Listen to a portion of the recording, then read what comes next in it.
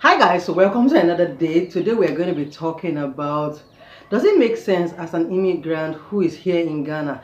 Does it make sense that you build a house here, build your personal home, or you buy a property outrightly? Does it make sense for you to do any of that, or you're just one of those people that feel that you're going to pass on that offer? And of course, I understand that different strokes for different folks. That means that based on your individual, experiences or individual perspective of life, you might want to do that or you do not want to do that. I understand all of this, but I am asking, does it make sense? Judging from the fact that you've left your home country, you've come here for business, for work or whatever it is, and any point in time you can just up and say you're going back to your country. Does it make sense for you, or you are one of those people who say that you're not going to be doing any of that? So guys, these are things that I would love to talk about today. I'm going to be using my own personal experience to talk about why I see it does make sense if you decide to have one here against not having any here. So guys, if you want to join in this conversation, please don't forget that you can subscribe to this channel, turn on your post notification, give this video a thumbs up, and of course you can leave your comments down below. So guys, you're welcome, and I said we're going to be talking about if it makes any sense that as a foreigner who is here in Ghana, you own a property. And before we go into the video, I want you guys to know that I understand and I know to the best of my knowledge that the Constitution of Ghana does not prohibit foreigners from owning properties here in Ghana. As a matter of fact, you can own a property, but there are certain due diligence that are going to be involved in you owning a property or you building a property here in Ghana. So there isn't any prohibition.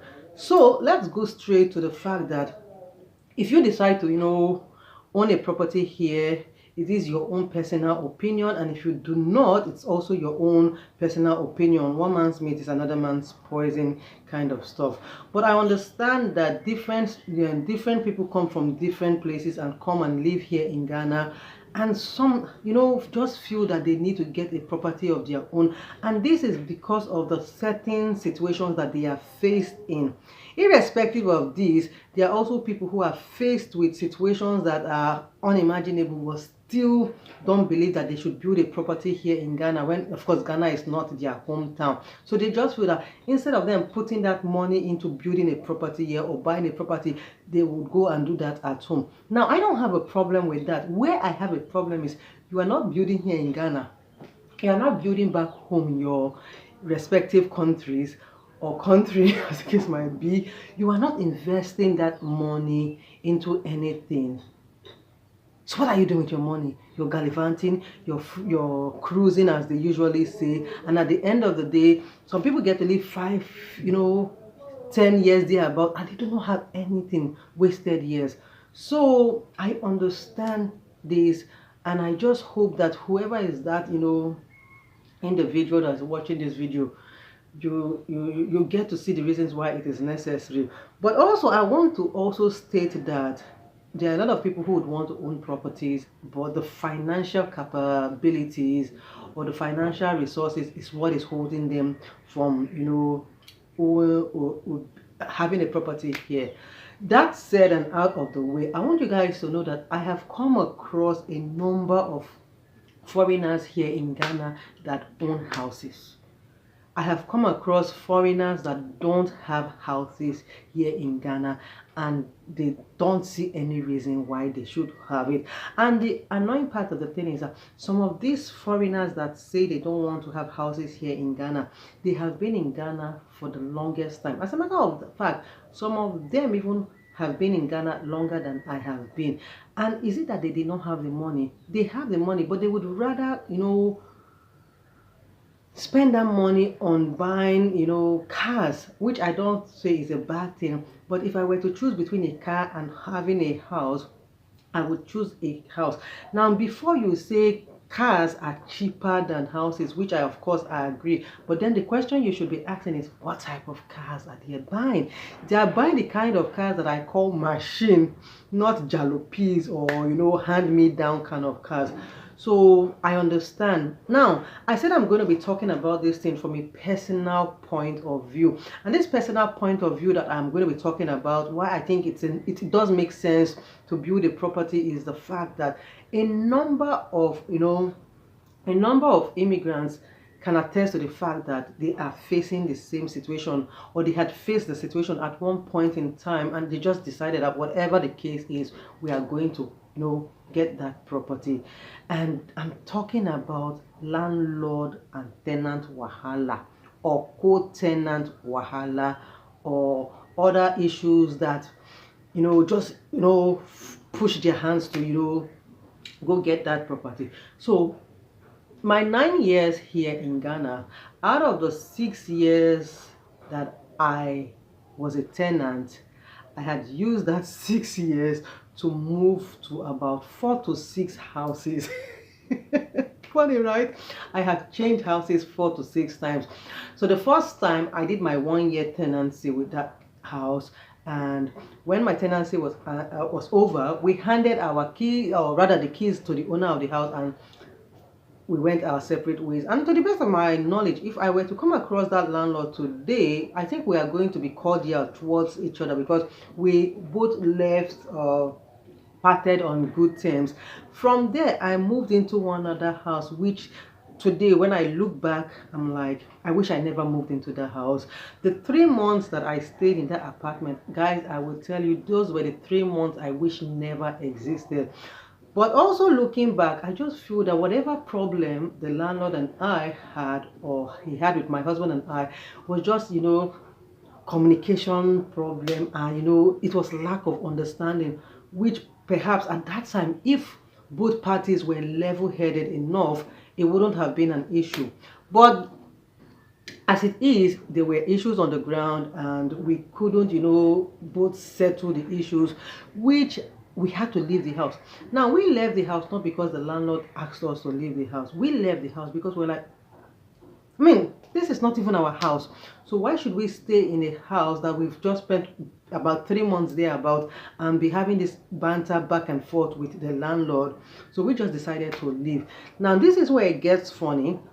When we left the house, we asked for a refund of our rent, which the landlord was doing us like this, doing us like this. And at the end of the day, we had to take the landlord to rent control. Honestly, I never knew there was even something about a rent control or anything like that. It was in the course of talking about these issues with people that they told us, oh, there's something they call a rent control here. Why don't you take your landlord to rent control and get your money back?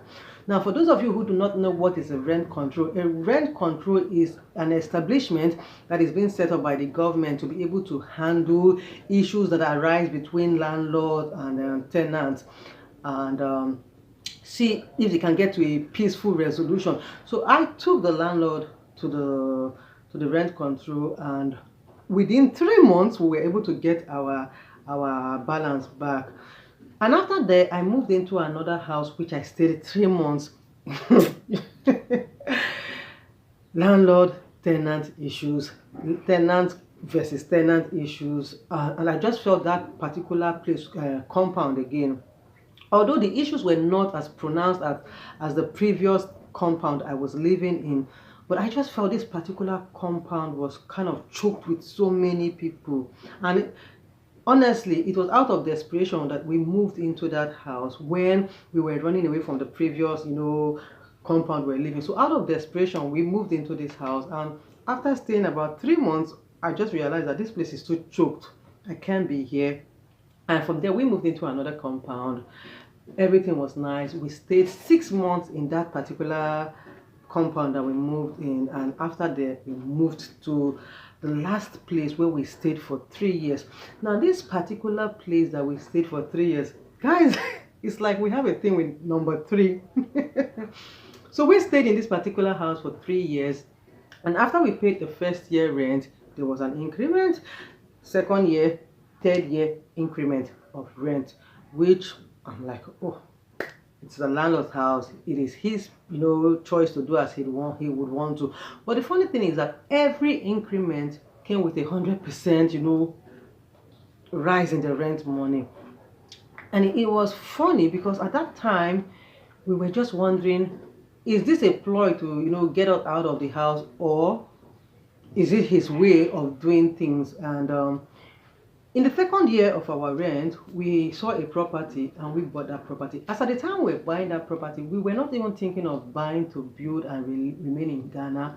We were just looking at, we had this money and this plot of land came out, so let us invest in that property and see, maybe in the course of the years we could sell it.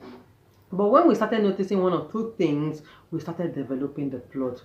But we were remaining on the property because we were comfortable there.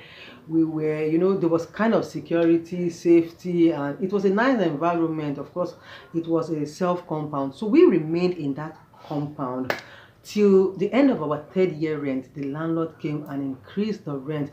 Now, as at the third year, we were paying 8,000 Ghana cedis for 1 year, and this I'm talking about is as at 2019. So as at 2020, he had increased the rent from 8,000 to 12,000, and the increase in the rent fee was just like this. And it was there we made up our mind. We were not going to remain in this house. Whatever the case is, that money that he wants us to pay, we were going to use it and fast track the building of our house and move inside. So guys, we moved into our personal house. We were able to use the rent that we had gathered to, put up the house in a way that we could move into it and live. And honestly speaking, ever since we moved into our house, I jokingly used to tell my husband that I think to an extent my BP has been stabilized, because at every point in time I used to be scared that, is this landlord going to increase the rent or not? Which of course I knew in my heart that he was going to increase the rent. So it was like we were working every year just to gather the money and give to landlord. So when we moved into this house, I have been, okay to an extent. Now, am I saying that if you move into a personal house, you are not going to have issues around the house?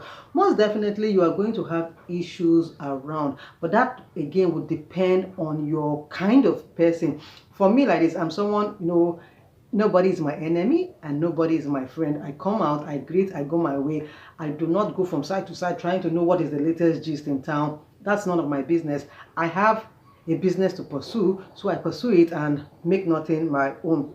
But I try as much as possible to be, okay with my neighbors.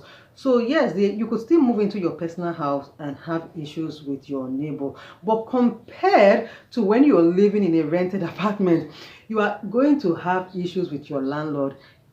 I'm not saying all the time. I saying you might have issues with your landlord, and if you're living in you're living in a shared compound with people, you are definitely going to have issues, whatever type of shared compound it is. Because in as much as you try to, avoid people might, be triggered by, even you just keeping to yourself is enough to, trigger your co-tenant or your neighbors in that compound. And of course, if you have kids, you would let your kids go out to play. They can't be locked up 24/7. And of course, those are one of the issues that you might face when your kids, go out to play and there's a little, back and forth with other kids. Their parents, unless they are level-headed, might not understand. Now, these are things that you usually see occurring in, rented apartments and all of that. Talk about cases where they are sharing meters. Yes, there are houses that share meter here. Talk of places where they share their dustbin. There are issues. Talk of places where they all contribute money to buy water in the tank, or they all contribute money to, pay for the water that is being, supplied to the house. These are issues that can trigger, animosity. So when you move into your compound, your own personal house, these are things that you might not, experience. You get what I'm saying? So what are the advantages of coming here? Stability. So when we moved from one house to another house to another house, we were changing our kids their school, because how tedious it is looking for a house. There are several times that you might want to get a house for one or two reasons. That particular house that you like, you will not get it. And there are certain things you put into consideration when you want to get that house. So if you don't get that house, things like the school your kids are attending will be affected. So I changed my kids their school 1-2 times thereabout because of accommodation problem. Well, fortunately for us, when we moved into that other house, we were stabilized when it comes to school. And where we lived was kind of the center of the town. So there was access to church, access to school, access to market, and access to public transportation and all of that. It was just very easy for us. But certain situations with the landlord made us, pack out. And when we moved here, everything just fell in place. So coming here, we've been here for about 3 years. I said there's something about 3 years. So we've been 3 years in where we are right now. Next year is going to make it 4 years.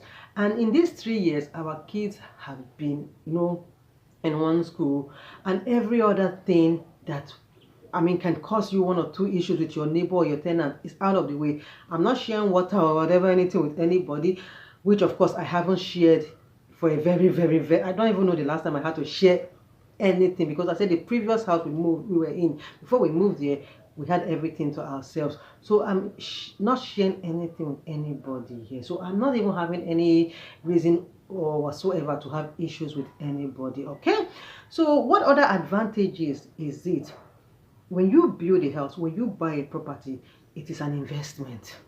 Yes, it is an investment, because at any point in time that you say you want to pack up and go back to your country, you will sell that property or you will rent it, which is additional money to you.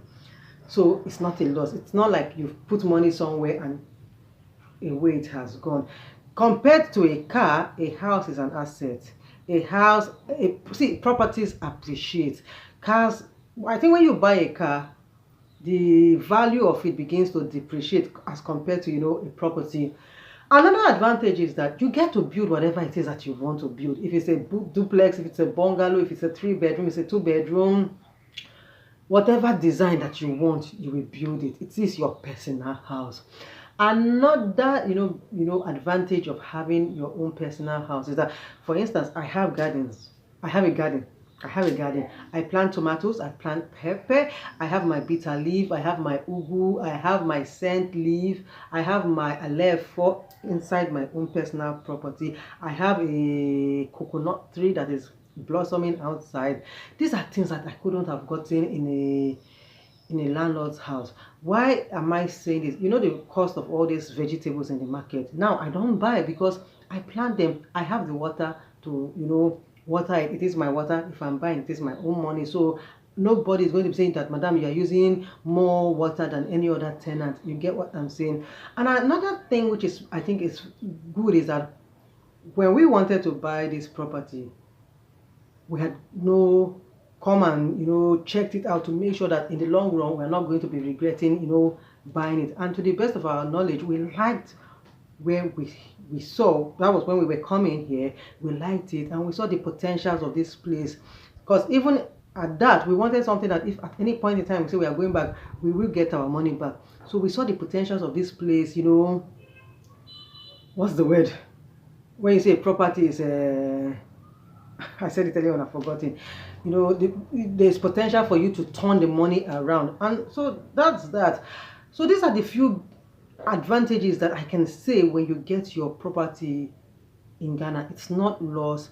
It's not any of those things. But again, I understand that if as a foreigner you do not want it, it's your own personal choice. But all I will say is that if you don't want to build a property here in Ghana and you do have the money, because of course the money, the sika is the most important thing, make sure that you are investing that money in something that in years to come, you know that it was either a house or a business that gave you returns, multiple returns at the end of the day. So for me, it does make sense as a foreigner here in Ghana, most especially when you know that you are not living anytime soon. It does make sense to build a personal house here or invest your money in properties. A lot of people have done it and a lot of people will do it, and one thing I can say is that they are not going to regret it. So guys, if you sat down with me for this TED talk, thank you so much. And of course, I'd love to hear your own opinion about it in the comment section down below. And please don't forget that here we talk about life in Ghana, everything that I see and I get to explore and I get to enjoy here. Don't forget to subscribe to the channel, turn on your post notification give this video a thumbs up, and I'll see you another day. Thank you. Bye bye.